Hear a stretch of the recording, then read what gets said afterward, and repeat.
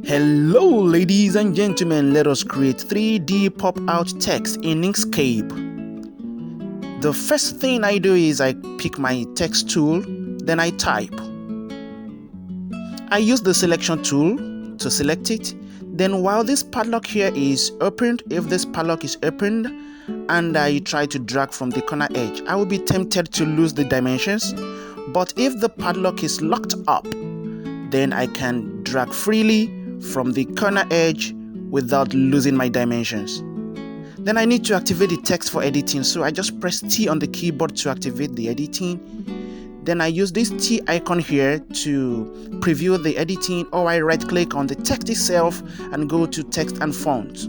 It will also land me here.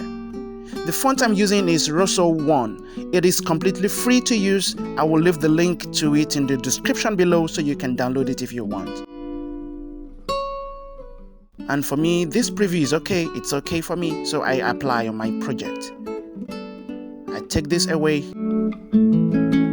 Now these letters here, the letters are too close. The letters are too close for the 3D effect you want to create. So we need to give spacing for the letters. So I press T on the keyboard to activate the editing again.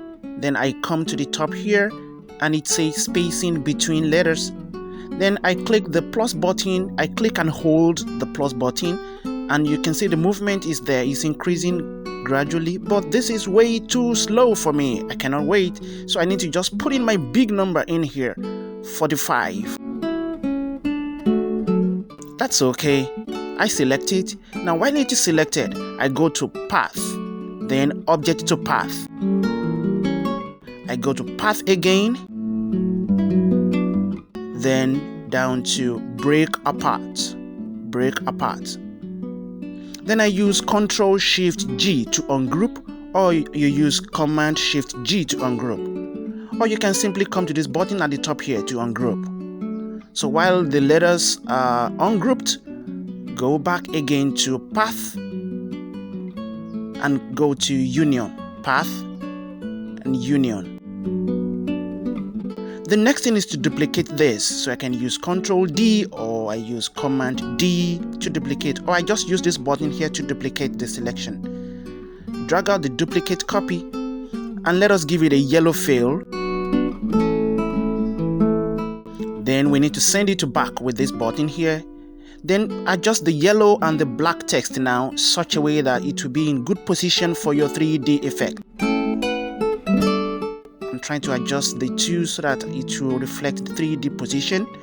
Now select the yellow now. When you're done, select the yellow and let us change it to black. It is on yellow fill, you can see here, but I just give it black now. Then I select both of them. I can simply drag over the two to select both of them. Then I go to extensions, down to generate from path.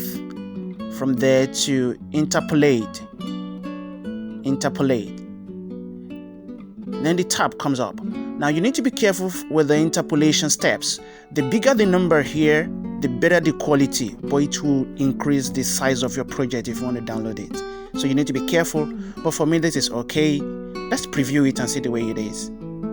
Let's see the effect here now. I think this is okay. It is done. I can apply it now on my project. Apply. Now it's done. So let's take out the one we just created now. That's the 3D with the interpolate we just created, and that's the first one that helped us to create it. So we need to just take this away. We don't need this anymore. Delete.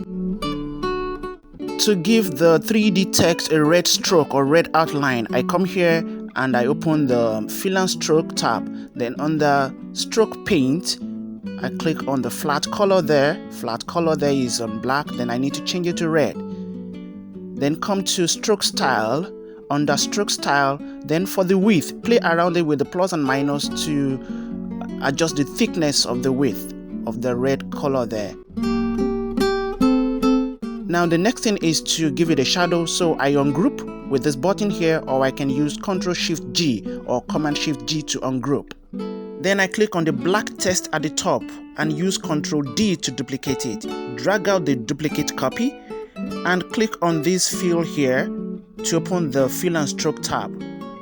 Then make it blur, play around the blur there. Use this button here to send it to back and position it in the same direction with the red. That makes it look real. The 3D text is popped out, and here's the results. Ladies and gentlemen, you may want to see my videos on my top 3 background removers and full gradient text offset effect in Inkscape. How about 2 and 3 gradient text effect as well? All these and many more are in the description below. It would be good if you subscribe to this channel and give this video a like. All these really do help. And as always, thank you for watching.